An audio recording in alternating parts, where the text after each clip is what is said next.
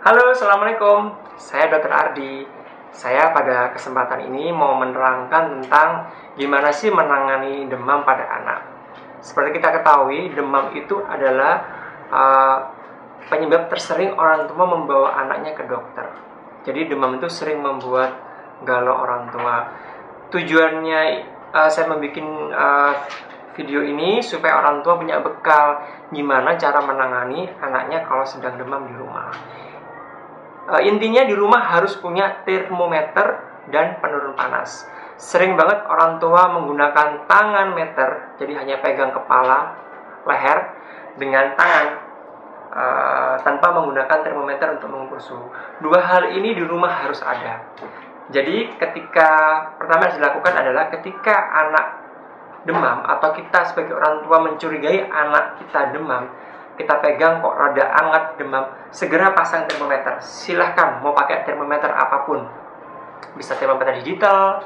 Kalau punya saya menggunakan ini infrared, jadi cukup praktis, cuma 3 detik di jidat atau di telinga bisa.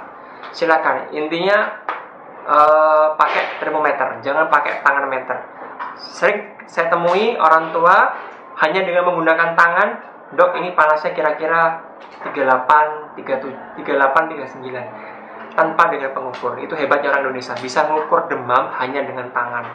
Jadi tolong jangan lupa gunakan termometer.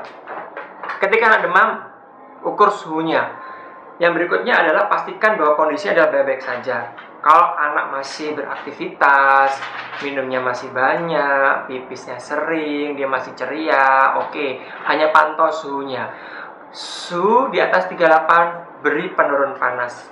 Silakan, paracetamol di pasaran sangat banyak. Tujuannya paracetamol bukan untuk menurunkan suhu, tapi lebih cenderung untuk membuat anak nyaman, tidak pusing, sehingga harapannya kalau anak nyaman, dia akan tetap mau makan minum, akan tetap mau beraktivitas dengan baik.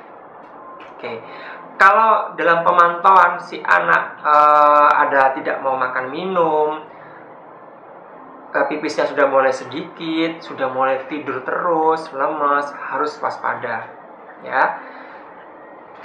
Bawa ke dokter jika suhunya tiba-tiba semakin tinggi dan anak tidak mau beraktivitas, tidak mau minum sama sekali, terutama 40 derajat. Karena dia akan berisiko kejang dan hal-hal yang lainnya. Ya. Ketika anak demam, jangan lupa kasih penurun panas, tentu tetap minum yang banyak, minum yang sering, kompres air hangat, kompres di lipatan ketiak, ketipatan bawah paha, perut, silahkan dengan air hangat kurang lebih 10-15 menit, cukup bermanfaat, ya. Setelah itu jangan lupa ketika suhu sudah mulai turun, jangan lupa untuk segera dikeringkan tubuhnya dan diganti pakaiannya, karena ketika kita kompres pasti basah tuh, jadi segera ganti supaya tidak kedinginan. Setelah itu jangan kasih baju yang tebal, kasih baju yang tipis menyerap keringat dan beri suhu ruangan yang nyaman. Kalau pakai AC silakan dilanjutkan AC-nya pakai suhu yang nyaman. Kalau panasnya tinggi hampir 40, sebelum mengkompres dengan kompres air hangat, kasih penurun panas dulu. Jadi kalau suhunya 40 ke atas, baiknya beri penurun panas dulu. Tujuannya apa? Supaya panasnya turun dulu. Jadi supaya pengatur suhu di otak menurunkan suhunya terlebih dahulu. Baru kita kompres air hangat. Nanti kalau belum kita turunkan sentralnya, nanti panas akan semakin tinggi. Jangan menggunakan kompres air dingin, karena itu akan meningkatkan suhu. Jadi nanti kalau kita kompres dengan air dingin, pengatur suhu di otak akan menangkapnya sebagai udara dingin, akan menaikkan dia. Dia akan menaikkan suhunya, anak akan menggigil dan akan panas makin tinggi. Begitu juga dengan alkohol, jangan menggunakan kompres dengan alkohol. Banyaknya banyak, bisa kehirup, bisa menimbulkan koma dan yang lain sebagainya. Intinya, prinsipnya di rumah sediakan termometer dan penurun panas. Jika ada hal-hal yang saya sebutkan di atas tadi, emergensi, tidak mau makan, tidak mau minum, 40, segera bawa ke dokter.